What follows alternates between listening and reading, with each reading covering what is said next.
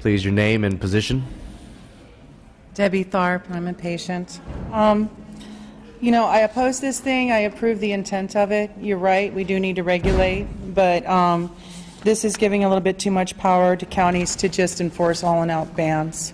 So this is not going to help the patients. It's not going to help anybody. It's not going to. You're just going to end up with another mess where you have to deal with people that can't enforce the situation. Because if you put together an unenforceable law that people aren't going to follow, you're not regulating it. So it's going to have a little more common sense before, Thank you. We agree with it.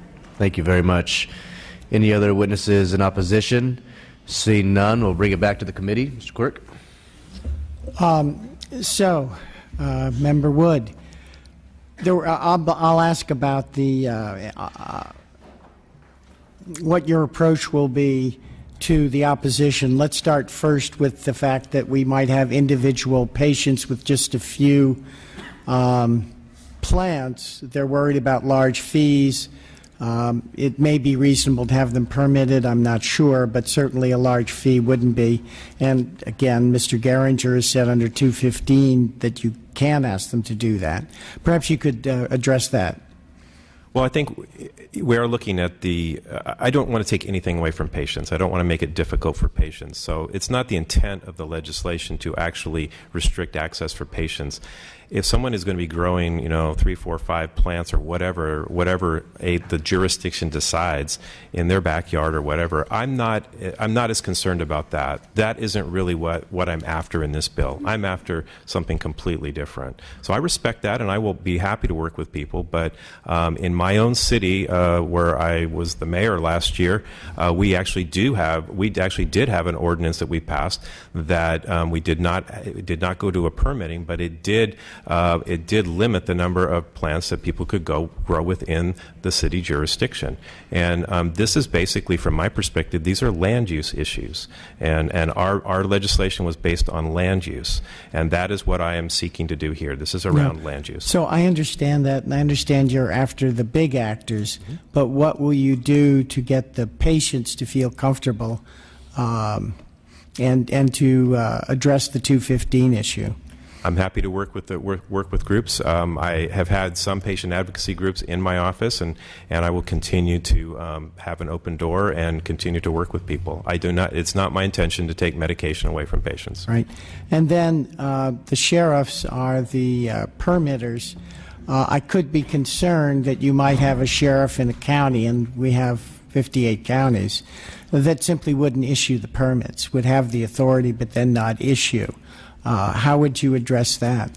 Well, I think it's a matter of intent. It is true. Even when you look at Colorado, where it's legal now, there are lots of counties in Colorado who have simply chosen not to allow cultivation in their counties. All I have to do is look it up. So if a county sheriff or a county did not want to issue this, or did not even want to deal with the program, the opt-out or the fallback is that a state agency could take over administration of the program. Oh, that's right. I remember now. Yeah. Yes. So there is a fallback there. So. Yeah, but my concern is that they get the authority and then refuse to issue the permits. So they haven't turned down the authority, but they're not using it either. I would say that based on Proposition 215, there are probably protections there that protect patients. Okay, fine. And then finally, these grows are already illegal, and I'm certainly going to support your bill. The problem is, how will this help us get rid of these illegal grows if we can't do it now when they're already illegal? Well, I think there are people who are actually. I believe there are people that are actually trying to do this in a legal way. We after Prop 215 passed, we haven't done anything. We haven't created any sort of regulatory mechanism around this. So we created this incredible gray area where we haven't offered any guidance. Yeah, but if they're diverting stream waters, if they're putting poisonous chemicals out. Right. Clearly that's illegal. Correct. And I know people do try to do this, but my concern is that there do you have a source of money from these permits to fund increased regulation? We were hoping to actually, be able to, from funding of a program, creating a framework for a program to be able to create resources at some point to go after the illegal part. That is a part of this bill that we are still working on, looking for a funding mechanism so that we can find the resources through a process that will allow us to go after the really bad ones. I think a critical part of this, one of the challenges that they're certainly seeing in Colorado is how do you identify what are considered legal grows under the law, and so that's why I looked at. I'm not wedded to this particular version, but looking at a program where they have a zip tie, where you actually can label the plant. Very easy for law enforcement to go in somewhere and say, "Ooh, okay, all the plants are labeled," and so we can track those with numbers back to the sheriff's department or the city, because as I was Mr. Cromartie with League of Cities, so we have a way of tracking that. But if you don't have a tag on your plant, it's clearly not legal would not be legal under this regulation, and therefore would be subject to some sort of intervention. Thank you. For those of us those in the audience who came today, really appreciate it. Also appreciated that you stood as a crowd instead of coming up one by one. I will tell the audience that I share a seat in the legislature with Jim. We sit next to one another. He is extremely ethical. He works hard. He's very intelligent. He will solve these problems with your bill. And with that, I'll move the bill. Great. We have a motion. Is there a second? Second. We have a second. Next, we have Mr. Dolly, then Mr. Cooper. Well, I want to thank the author for bringing this bill forward. I'm a farmer, and I'm also somebody who sat on a board of supervisors for 16 years and dealt with the, propositions aren't put together perfect, and there's a lot of conflicts with counties and cities. We had zoning issues, obviously, and that's what's brought us to this point. So I commend you for bringing this bill forward. In the last 2 years that I was in the legislature, there's been a lot of talk about it, but we never got to this point, so I appreciate that. I also get an opportunity to look at this bill again. It's going to be double referred to Toxics and Environment, which I'm the vice chair of. So I do have some problems with your bill. Obviously, I know you're who I've worked with, talked to you personally, and I know that you will be working on those issues that we have identified. But I have 9 counties, and they all would like to have some uniform base. So, and the growers too, they'd like to know what they can do. So it's not this county versus that county, different laws out there and different zoning ordinances. And so I appreciate the fact. I'm going to lay off your bill today, and I know I get another shot at it in ESTM, but I really do appreciate you coming forward and bringing this bill forward, because I think it's time. I think that both sides, the people who don't like it at all and the people who don't like the environment getting tore up, we need a statewide piece of legislation that helps counties, cities, and the growers know where they're at. So I appreciate that. I'll be laying off and look forward to working with you on this bill in the future. Thank you. Mr. Cooper, then Mr. Gallagher. Thank you, Mr. Chair. I'm in support of your bill. Some questions have risen about local control. That's a big issue.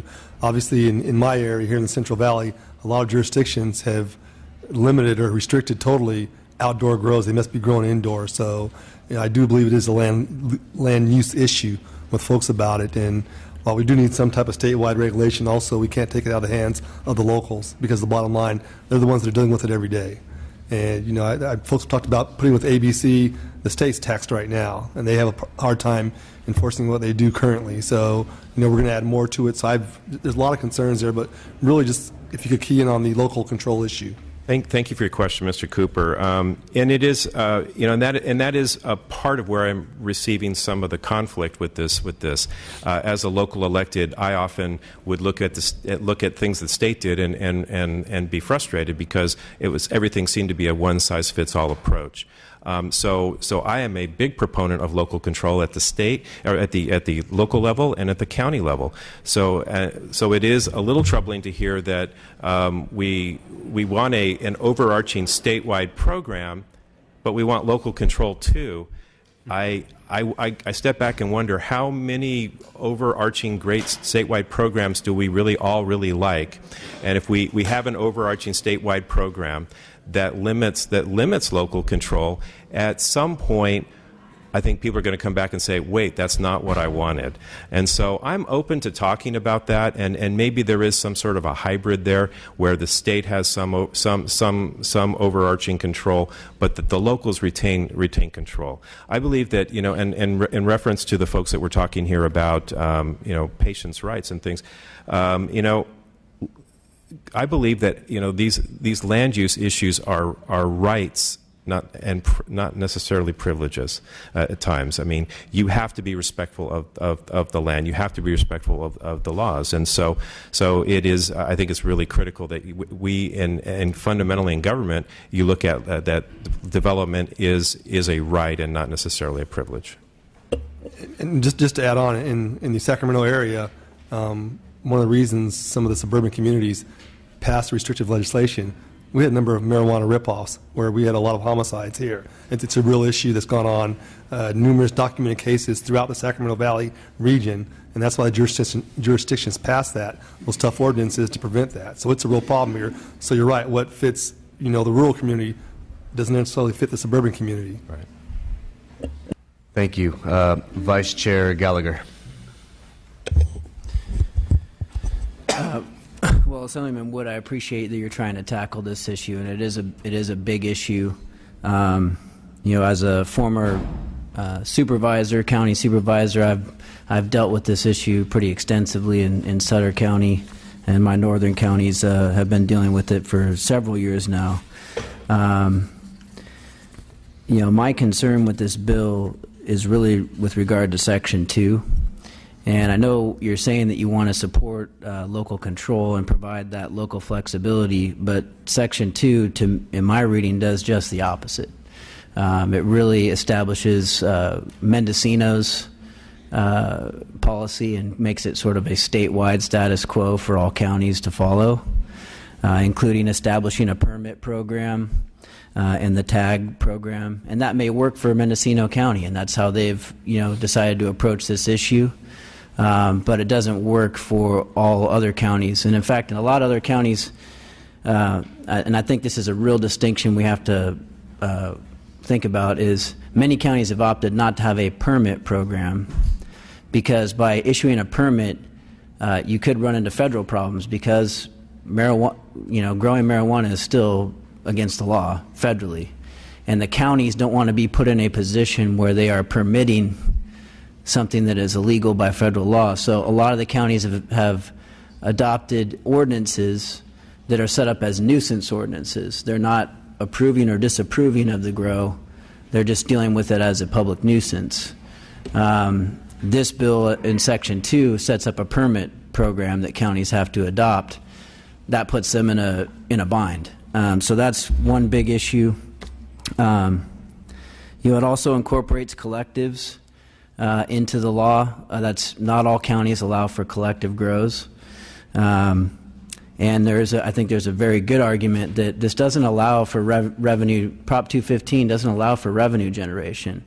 It allows patients to grow for themselves and their caretakers to grow for them, but not to allow revenue generation. And one of the witnesses spoke earlier about how this is the greatest revenue generator and cash crop. Well, that's a problem because that's not even allowed under state laws. I understand it. It's supposed to be patients growing for themselves, caregivers growing to help support the patient. It's not supposed to be a revenue generating industry. I think those are really the biggest issues. Is this kind of establishes a one size fits all for counties as a status quo. And with that Section 2 in there, the other provisions I think everybody's fine with because it does allow, like your Section 1, to me it's almost somewhat inconsistent because in Section 1 you're saying you got to follow local and state ordinances, but then in Section 2 we're saying, but locals have to adopt this program. Why not just allow locals to follow the program that they've already adopted, which many counties already have? And there are counties who have actually banned cultivation. So does this mean that they have to follow this when their locality has decided that they're not going to allow outdoor cultivation? I think that's a problem, and an assault on local control. So I want to work with you. I want to, find a way to make this work for everybody. But with Section 2 in there, I can't support the bill.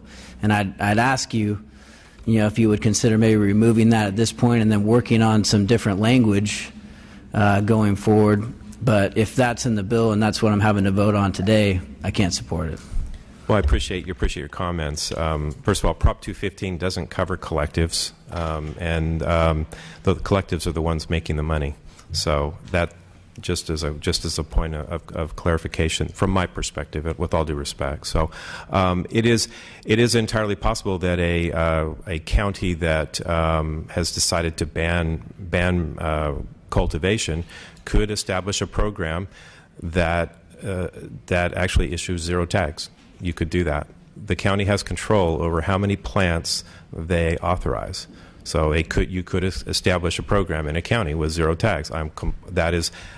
I'd say that's the ultimate in local control. You could have as many plants as you want as well.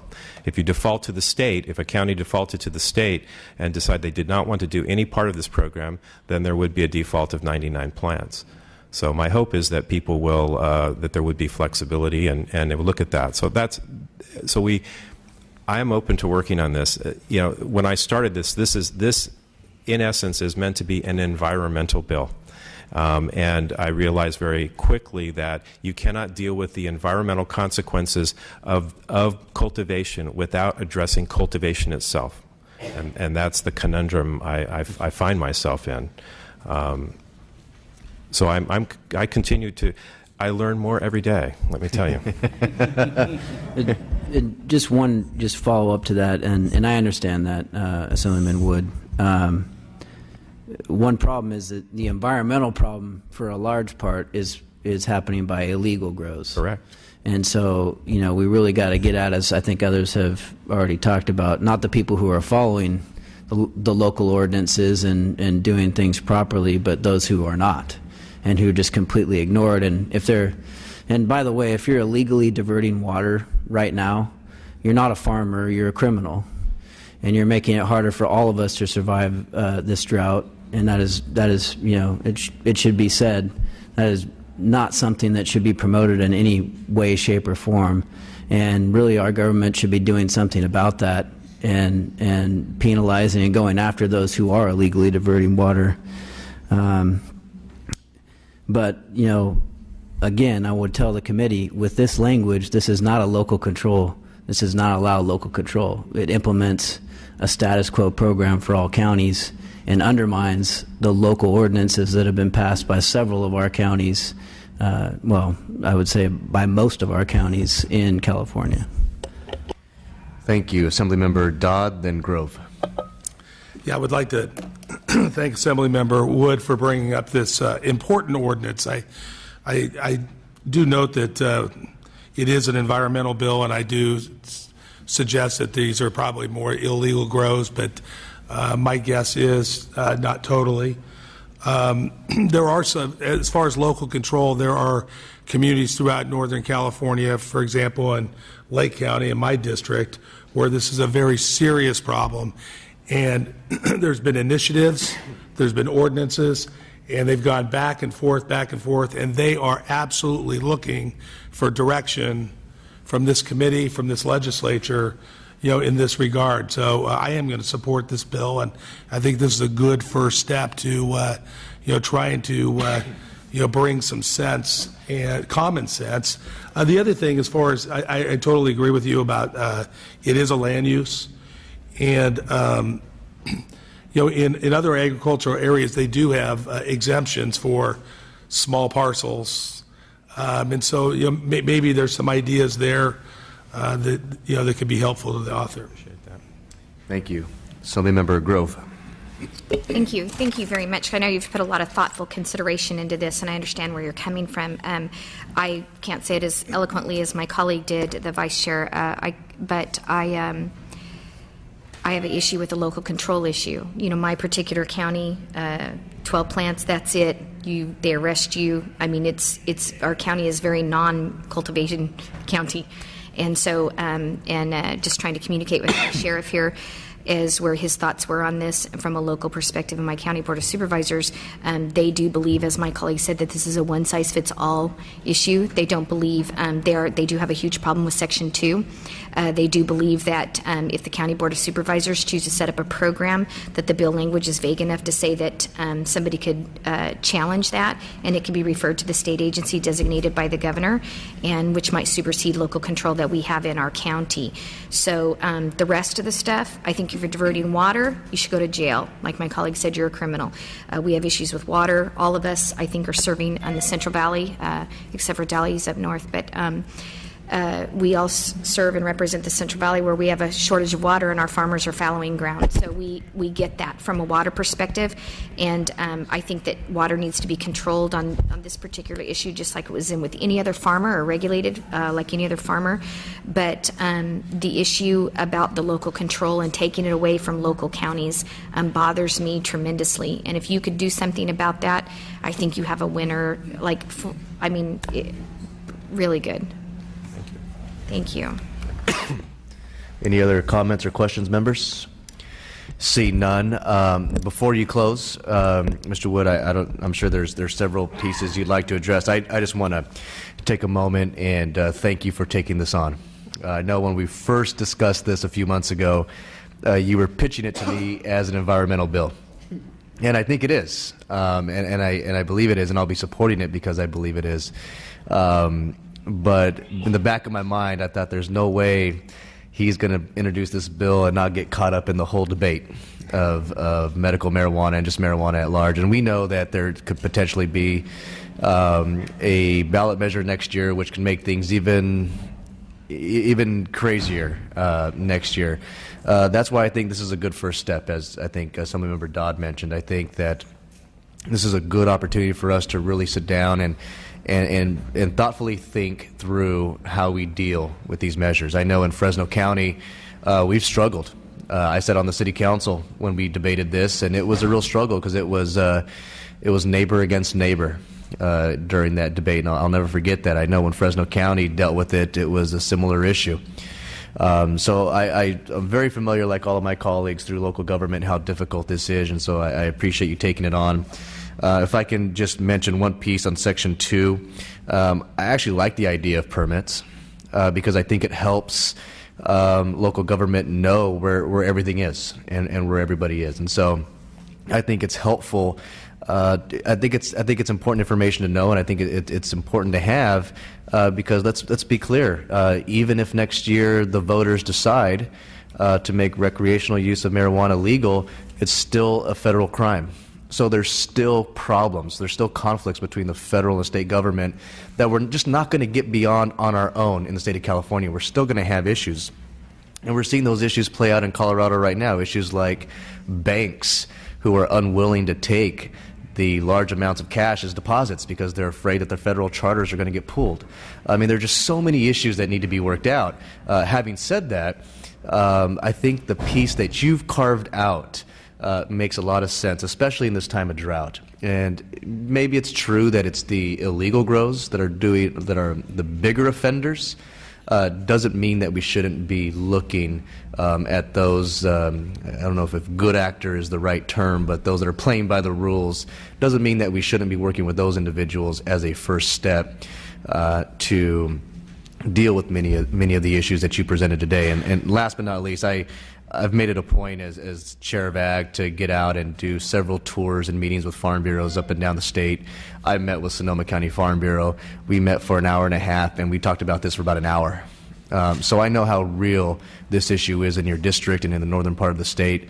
Therefore, I'll be supportive of your bill. I know you're still negotiating, still fine-tuning. You have plenty of more committees to go through where you'll be able to do that, but I'm recommending an aye vote. I'm very supportive of what you're doing, and feel free to close.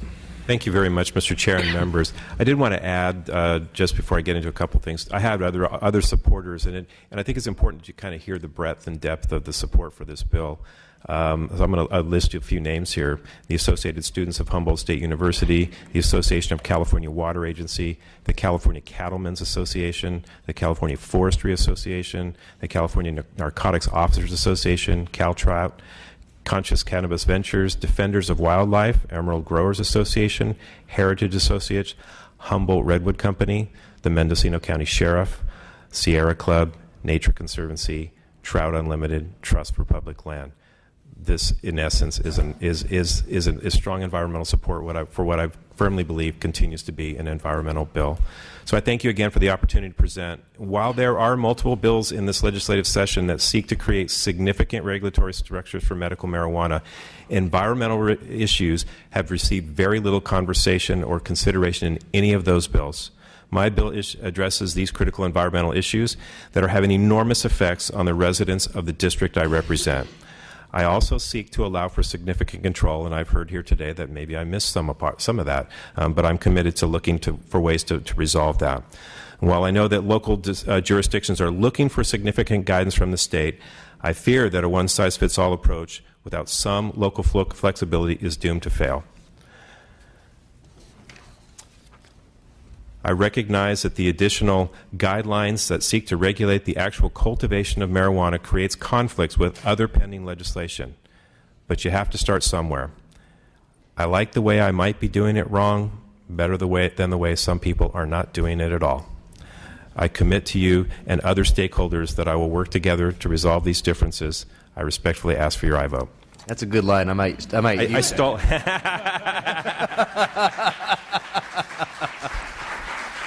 Great. So if we can, with that closing, Madam Secretary, you please call the roll. The motion is due pass to environmental safety and toxic materials. Perea? Aye. Perea, aye. Gallagher? No. Gallagher, no. Cooper? Aye. Cooper, aye. Dodd? Eggman? Grove? Grove, no. Irwin? Aye. Irwin, aye. Daly? Daly not voting. Quirk? Aye. Quirk, aye. Salas? Eggman? On AB 243, the motion is due pass to ESTM. May I make a comment, Mr. Chair? It's too. But I will say I also have issues with the individual growers having to get permits. And I will say I get it. It's on call. How many votes does it have? One. It has 5. That vote is, the bill has 5. It needs 1 more, so we'll put it on call. Thank you. All right. Thank you very much. Thank you very much, Appreciate Mr. Wood. Okay. Dally, you're next. AB 264.